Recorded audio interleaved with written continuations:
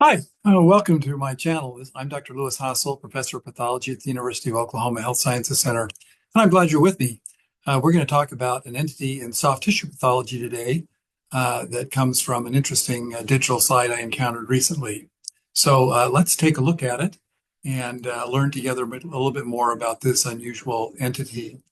So the patient is an older patient in their adult years, actually into their 60s, and they have had a fairly long history of vascular disease and so forth. And recently, in that process, there was some pain leading to a CT scan, and this mass here was demonstrated on MRI scan. As you can see right here in the aortic arch, the arch is expanded, and there's this mural nodule that has a variable appearance on the MRI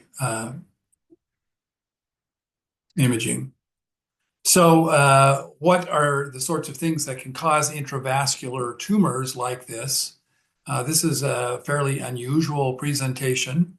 But certainly the most common things when we think of aortic or even myocardial intravascular lesions are things like thromboses or a myxoma. Plaque can generate a thrombus and so forth, and that can lead to an expanding area that looks just like a large clot that's been triggered in the wrong location.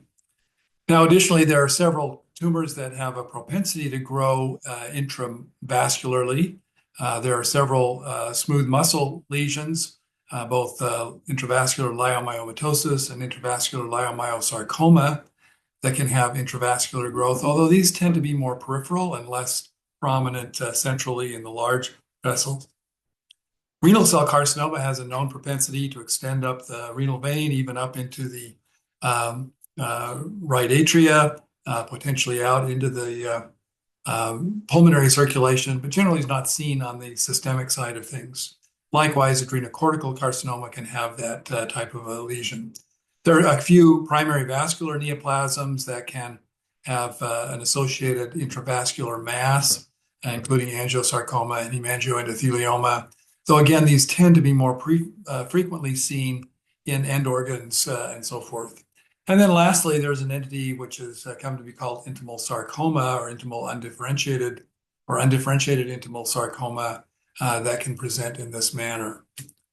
And so here's an image of the resected vessel. You can see a lot of it is just very necrotic.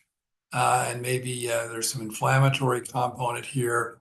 And it's just sticking to this wall with not much in the way in between to reflect there being neoplasm. So we might look at this and say, oh, this looks like thrombus and so forth.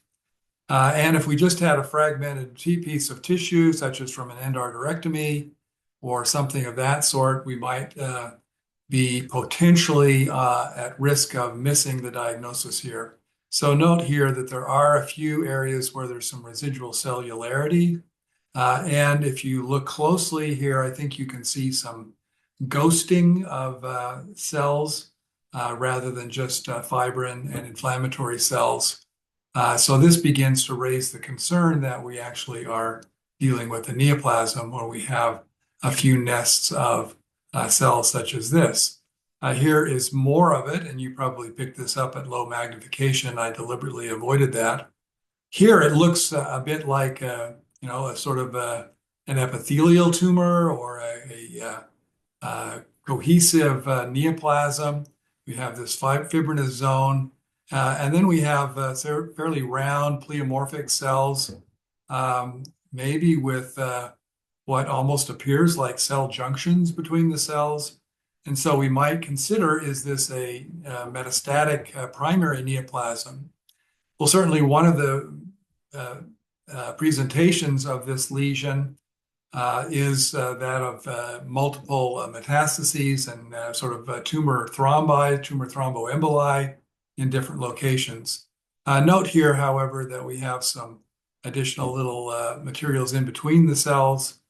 And we'll look at one other area of tumor here on the other end of this sample to see how this tumor tends to grow along and over this fibrinoid surface.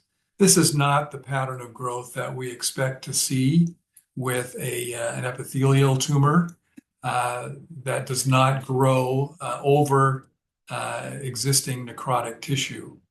And so that helps to point us towards this entity of intimal sarcoma because of this proliferation of cells that tend to want to live in the intravascular space. And in fact, here we can see there's some of this tissue growing along on the intimal surface, overlying the elastic artery here deep to it. So given this appearance, one would think potentially of intimal sarcoma. So how do we confirm that diagnosis? Well, certainly this is most common in central vessels. It is an uncommon tumor, but many of these are older patients, and they often have had some sort of a Dacron or other synthetic graft in place for a while. The key markers are, of course, vascular markers usually are positive, at least one of them, and most commonly it's CD31 or FLI1. But the really diagnostic change is the presence of MDM2 amplification or gains. This is not something that we would expect to see in other epithelial tumors of this location. Of course, MDM2 mutations and amplification can be seen in well-differentiated liposarcoma and some osteosarcomas and so forth. But in this setting, its presence is virtually diagnostic.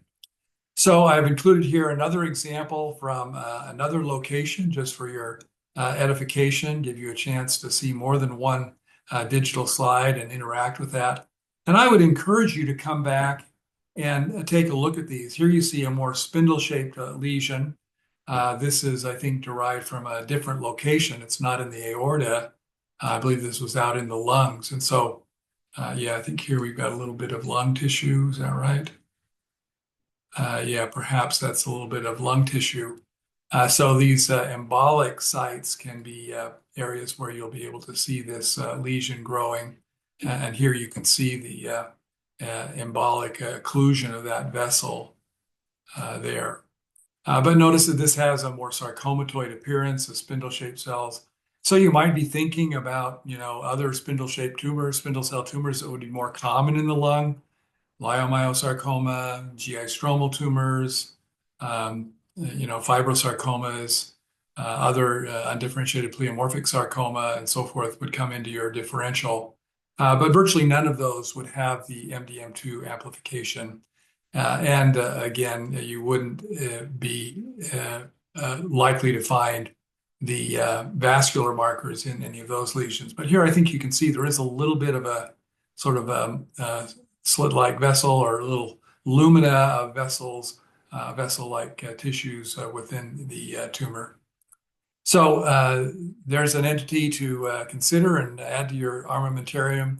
Whoops, I didn't put the right diagnosis here. This is intimal sarcoma rather than hyperplasia, and catch that mistake next time.